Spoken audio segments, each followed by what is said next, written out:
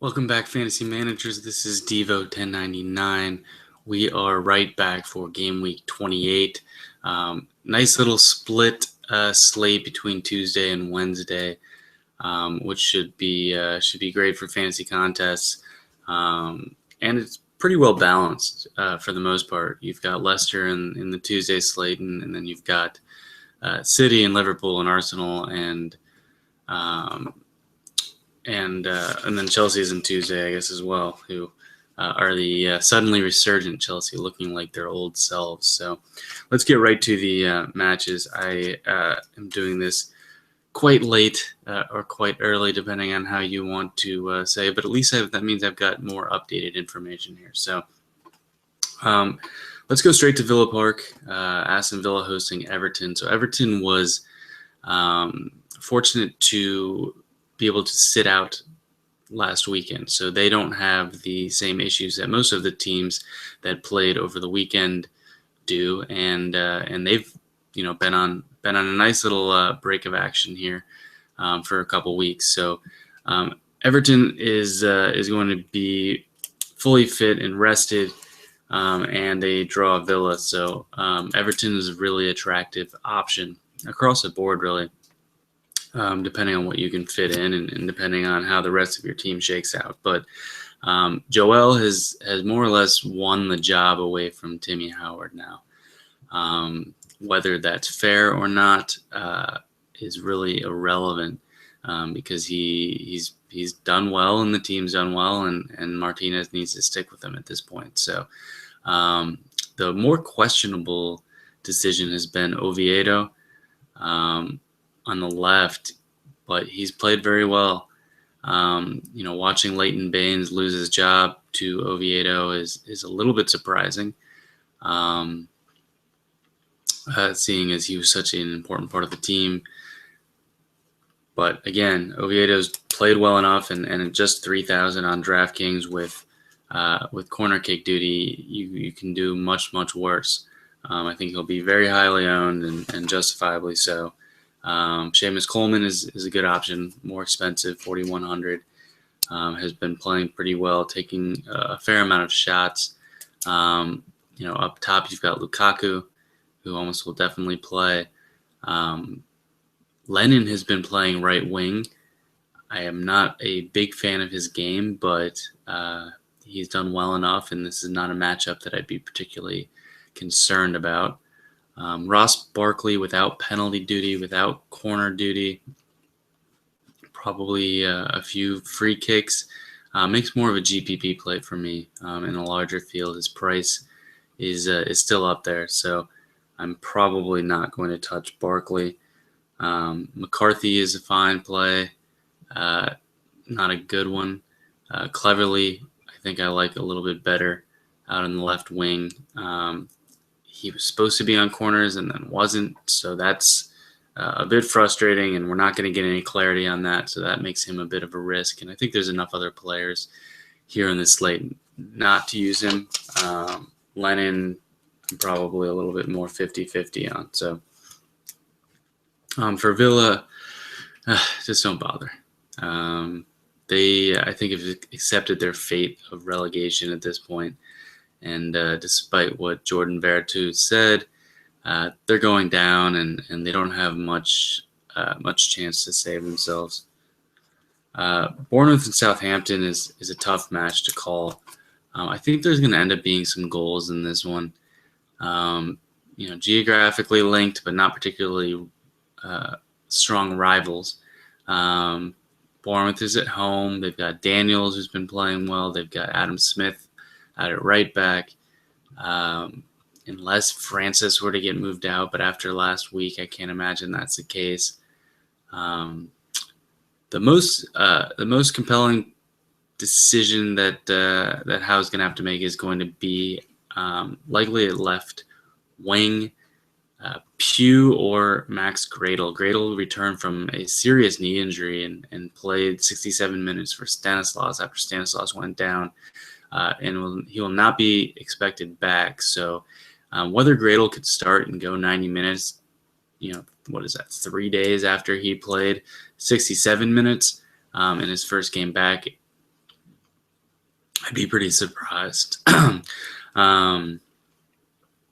But we'll have those lineups in advance, and if he's playing, he's eligible at forward on Draftkings, which makes him considerably more attractive just because that's a tough spot. The forwards are always going to be, more goal dependent. So if you can get a player that has crosses like Gradle, then he's going to be more attractive, and especially at his price at just 3,500, makes him a virtual lock to get 2x and chase 3 or 4x.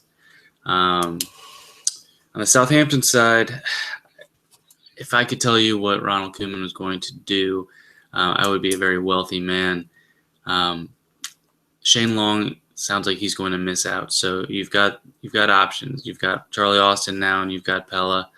Tadic and Mane did not play at the weekend. They could come back into the team. Ward-Prowse is pretty likely, I think, to start. Whether he starts over Davis or as a defensive mid, I'm not sure. But I would guess he does start, and guess he's probably going to be back on corner kick duty and free kicks as well. So I don't really love Ward-Prowse. The one match where he scored 2 goals burned me pretty badly. But I don't think you play him for the goals. I think he's probably got a decent enough floor with the corners and the free kicks. But in a away match, I'm probably not going to turn to him. Forster has been amazing. He did let up 2 goals against Chelsea, but I think we can kind of discard that game and figure that he's going to, have a good defense in front of him against Bournemouth and certainly will threaten for a clean sheet. Not dying to play him in an away match. I think there's better options, specifically Joel with Everton or Schmeichel with Leicester, or even Courtois in an away match at Norwich. So let's move straight to Leicester at King Power. They've been getting the job done. They got a late one against Norwich. Now they draw West Brom, who will probably, more or less park the bus, try to get a goal with Berahino or Rondon streaking forward, but they're perfectly comfortable playing that style of football, and they're pretty decent at it. I don't think they'll be able to keep Leicester down too long, but they will put some pressure on them, and I think Foster is a sneaky play as a keeper. And then, whether or not to chase on Gardner will be an interesting decision. If McLean starts, then he's going to cut into Gardner's set pieces and corners, but Brunt is definitely out. And Sessegnon did not take any when Gardner played last match. So if Gardner's on corners, I don't know how many they're going to get against Leicester, but that might be reason enough to take a chance on Gardner. So keep that in mind and keep an eye on what the 11 is from Pulis. Sessegnon looked decent. If he doesn't get that assist, he doesn't have a particularly good match. He had a lot of fouls drawn, but he's not a terrible play. Berahino, I don't really like away from home for whatever reason. His goal scoring record at home is considerably better. So I'll probably leave West Brom alone for the most part. There is some opportunity against Leicester generally to chase crosses, and they do concede from time to time, though it hasn't been a habit lately. Most of the plays are going to be in Leicester. I think Albrighton is going to be one of the top plays in the midfield just because they're going to have a decent amount of the ball. You got 2 teams who don't care to possess the ball, but West Brom cares less. So I think Leicester will have the ball in there at home. Mahrez is, off penalty duty and continues to be the high upside, low floor type player that you typically find in strikers. So there's also, there's opportunity cost in using Mahrez in a midfield spot where you typically would get corners and crosses from. But everybody else knows that as well, and will probably shy away from Mahrez. And the fact is he's got 2-goal, 2-assist type upside, which very, very few players on this slate or in the Premier League have. So, if a guy like Gradle is starting, then you can get a midfield type player at one of the forward positions and take a risk on Mahrez. I think you would probably have a pretty low ownership percentage.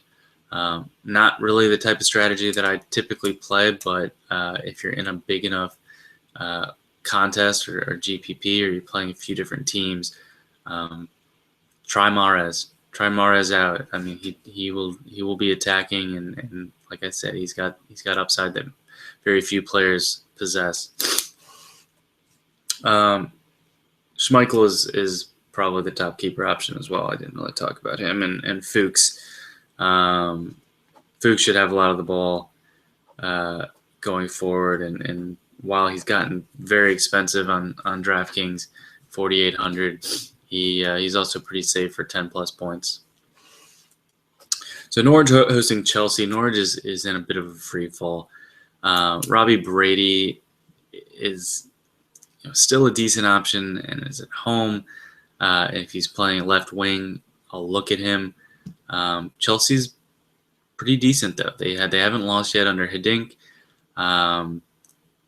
They've got Hazard playing much better. Fabregas is playing much better. Costa's playing well. They're a pretty solid side now, and somebody we need to take into account here, and they should handle a side like Norwich pretty comfortably. So there's really no attacking or defending players on Norwich that I'm interested in. Everything kind of falls on the Chelsea side. Depending on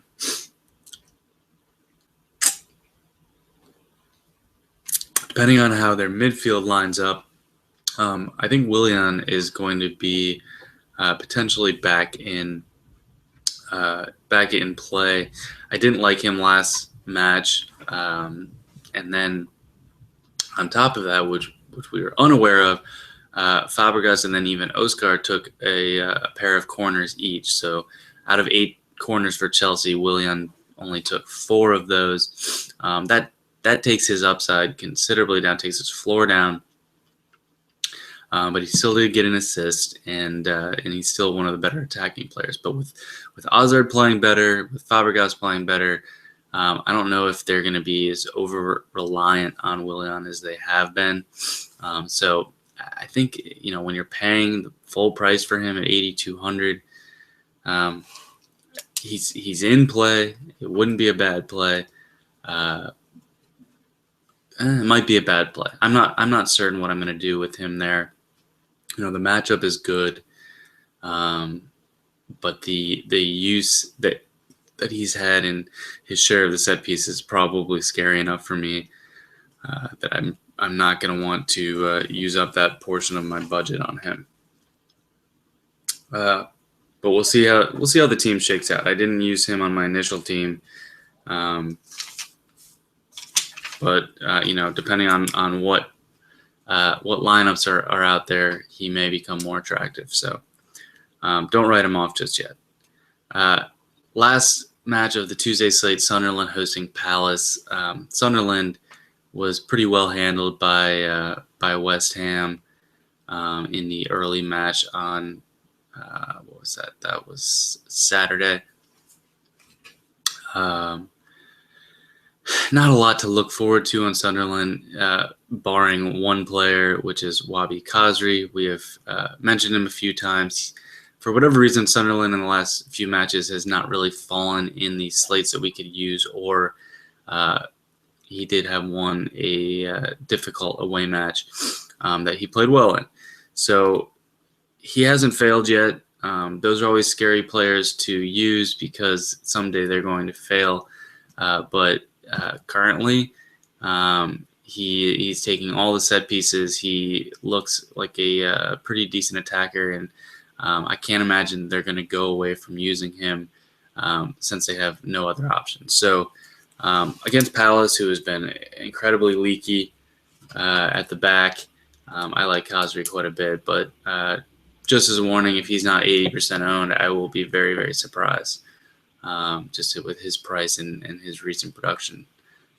So you won't be gaining much, but I think you would lose by not playing him, just because he's the type of player who is unlikely to really fall too much short of his projection, barring some sort of injury. That's all I would be interested in on Sunderland. Manon wouldn't be the worst play, just because they're at home, and Palace is a little bit shaky, but that's probably not one I would really advocate. Palace is tricky because they did score 2 at the weekend. They've got Balassi coming back. I think he's going to start this one. Wickham's looked pretty good. Adebayor is dangerous, though he struggled last match. Cabaye is there. Zaha is there. So they've got good pieces to form a good attack. They just have not been a good attack. And Balassi is probably a big reason for that. He came on at halftime, and I believe they scored both their goals after the half. He didn't factor into either of them, but that threat can give room to other players as well. So I think Balassi ends up being very highly owned if he does play at 8 crosses in just 45 minutes. 5,000. He's got that type of 15 plus projection that we like to see from our midfielders. So another chalk play. So between Khazri and Balassi, we're going to have to find some differentials somewhere. McLean is not really likely to start based on last match, them winning. Pulis isn't one to make drastic changes following a victory. So Albrighton is definitely going to be one of the plays. Lennon seems a little bit of a chalk play, but for whatever reason, his price has not gone up. So in a matchup like that against the bottom team of the Premier League, you could do much worse. So that's Tuesday. I think it's a pretty decent set of games, and there's enough you can do creativity-wise. You could play Kosa, you could play Vardy, you could play Lukaku. Hopefully, if you choose not to play those, then we don't see the 2 goal explosions that are out there in these matchups. So tread carefully. Leicester, Chelsea, and Everton are all in great matchups. Sunderland Palace could end up being a high-scoring match as well, based on how poor those defensive have been. So keep an eye on all of that and see if there's anything interesting in the lineups and make those decisions. So the Wednesday matches are also good. Tricky fixture for the Spurs. Liverpool City have a little rematch of the League Cup. United and Watford. Arsenal hosting Swansea, and then Stoke and Newcastle. So starting with Arsenal and Swansea at the Emirates.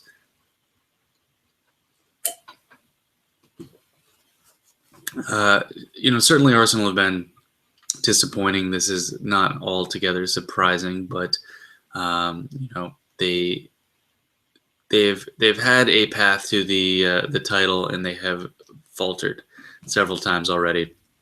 There's a good chance that they're going to be looking ahead to the weekend at with their match at White Hart Lane. So possible to overlook this, but at the same time, Wenger is pretty good about getting his team motivated, and I think that they're going to be frustrated enough with their loss at Old Trafford to be focused here and take care of business against the Swansea team that just got pretty well shredded by the Spurs. Fabianski made 10 saves before conceding a goal. So the type of action the Spurs were able to lay on him was considerable. For Arsenal, I like Ozil a lot, even with his price elevated a bit. Czech should be one of the short list of keepers that you consider. Bellerin and Monreal have not been involved enough for me to consider them.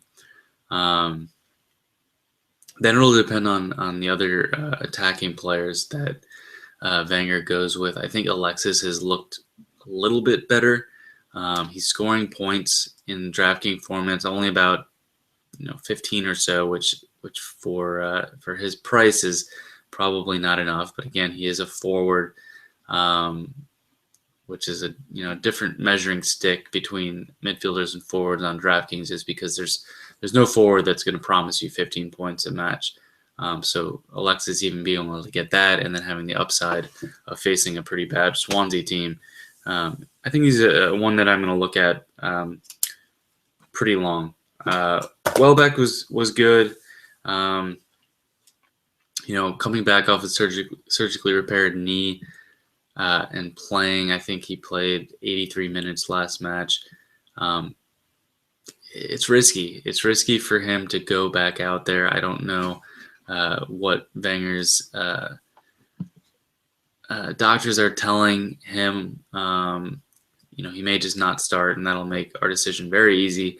If he does start and plays more than 75 minutes, I'd be a little bit surprised off just a couple days rest. So, decent play. He's looked good. Giroud is almost assuredly going to be back as the main striker, though. So, Welbeck's never been one to send in too many crosses. Walcott looked terrible last match.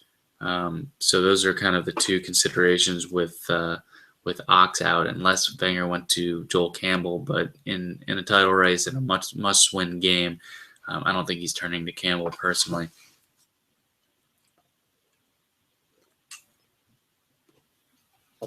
Your Swansea options sort of start and finish with Sigurdsson. He's managed to really, really play well. Let me pull this up quickly. I think he managed well over 10 points against Spurs. He had 15 points against Spurs.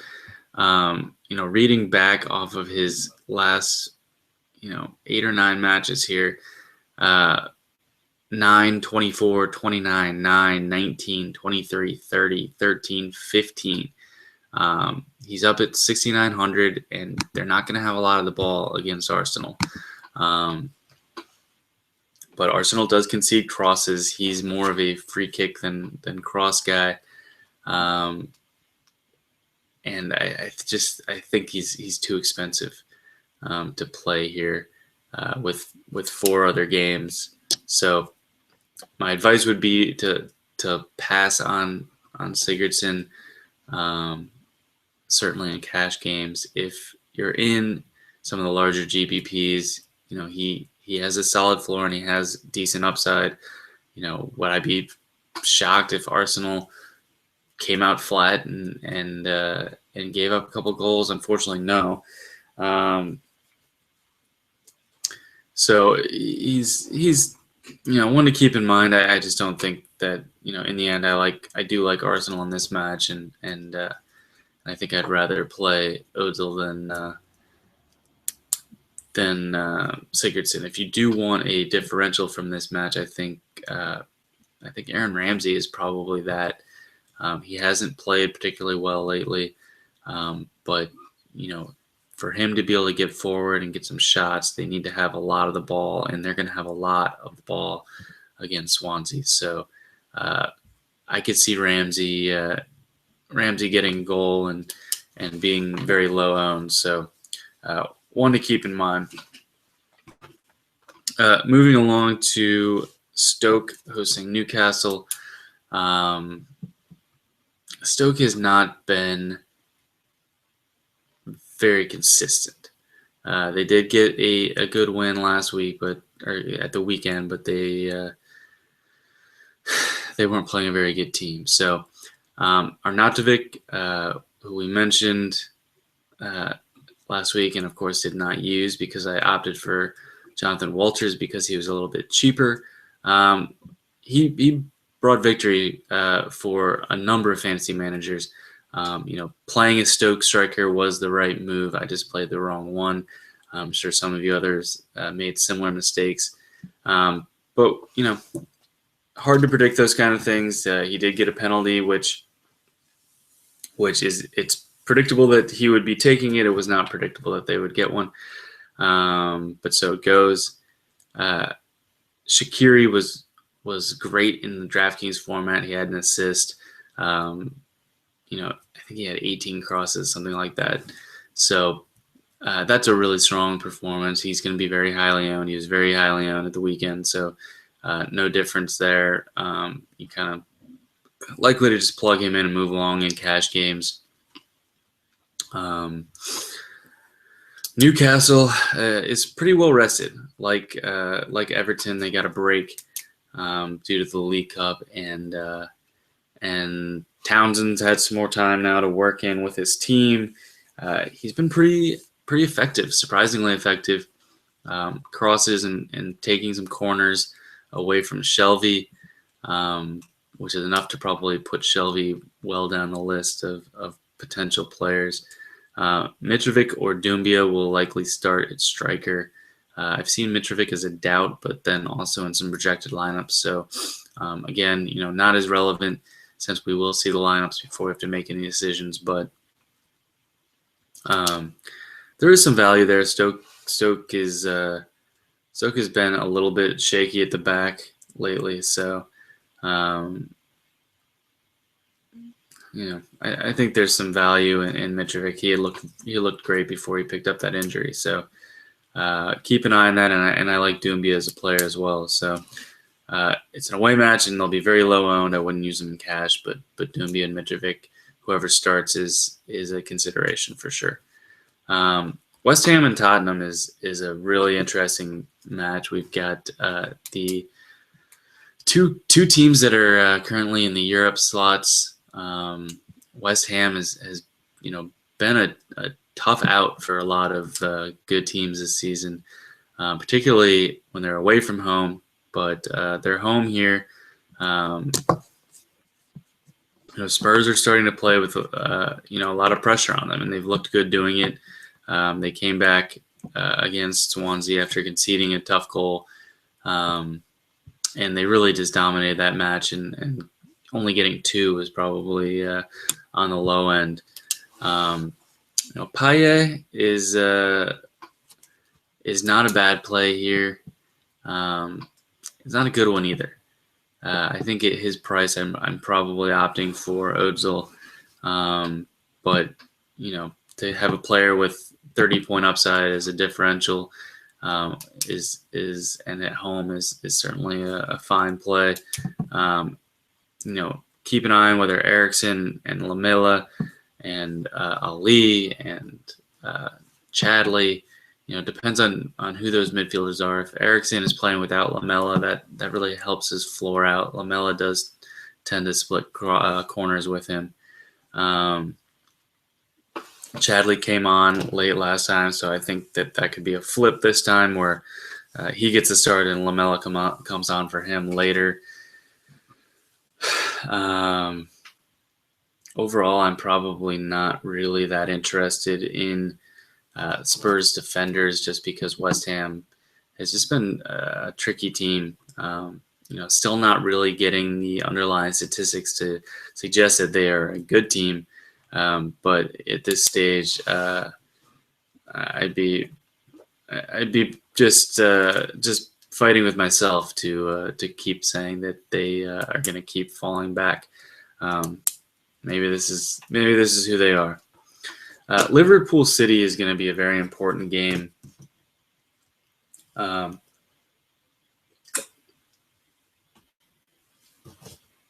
As far as larger contests go, because I think the inclination is going to be to fade this game.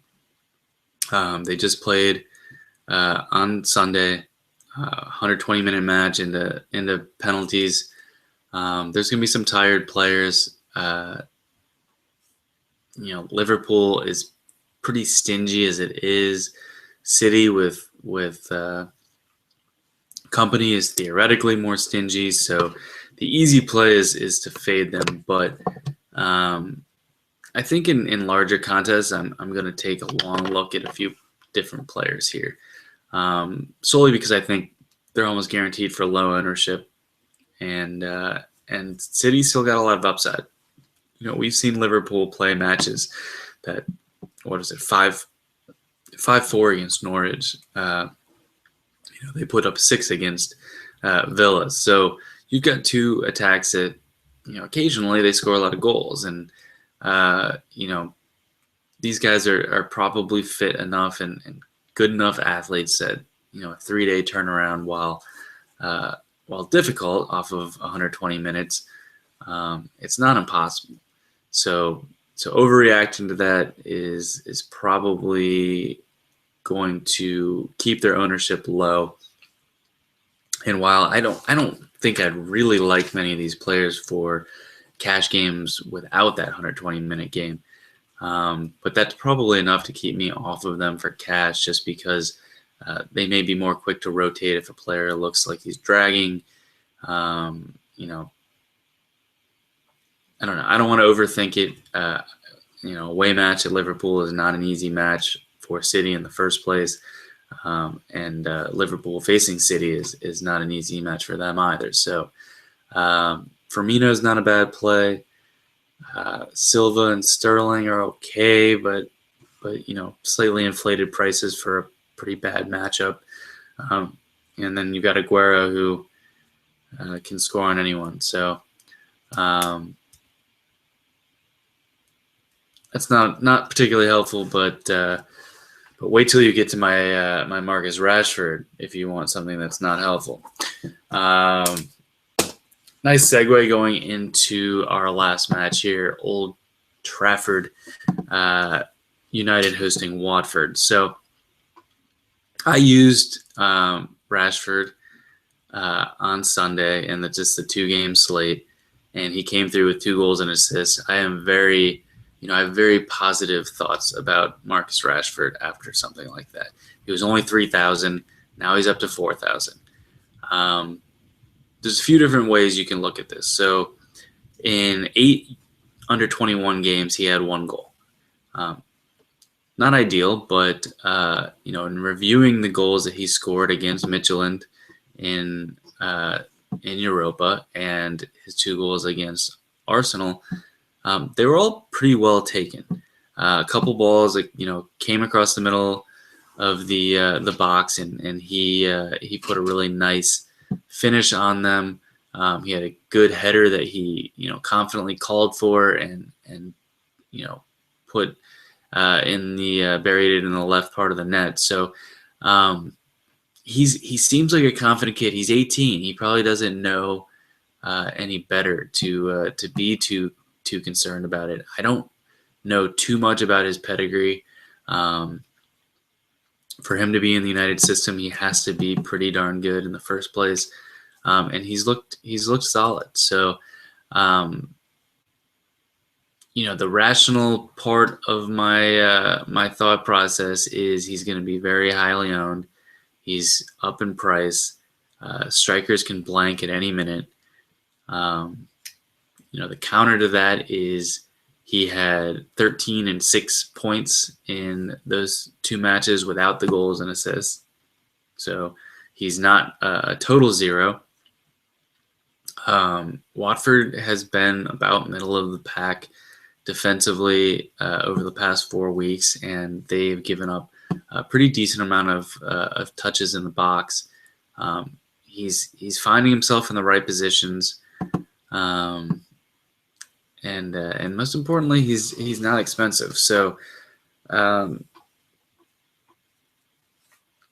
me, the decision is going to be something like, do I take Rashford or do I take Arnautovic, Walters, or Memphis? And I don't think I want the popularity from Arnautovic or Rashford. So that is a consideration more in in GPPs or 10 to 20 team contests. But it's a tough decision. It's a very tough decision. There's no reason to believe that Rashford can keep this up, and there's no reason to believe that this is all a fluke. Like, he's looked good. He's got decent enough pedigree coming through the United system.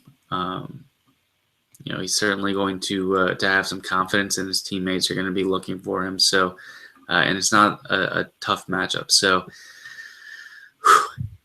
it's a long-winded explanation to tell you that I don't really know. My gut says to fade him. My gut is not always right. So, I'll leave you with that. I would love to hear your thoughts on what you're going to do about Rashford. At just 4,000 on Wednesday, but we've got a little time to weigh that over and see if we can learn anything more about the starters elsewhere. But should be a fun couple days here in the middle of the week before we get ready for the weekend. So best of luck to you. This is Fantasy Football Backers video preview signing off.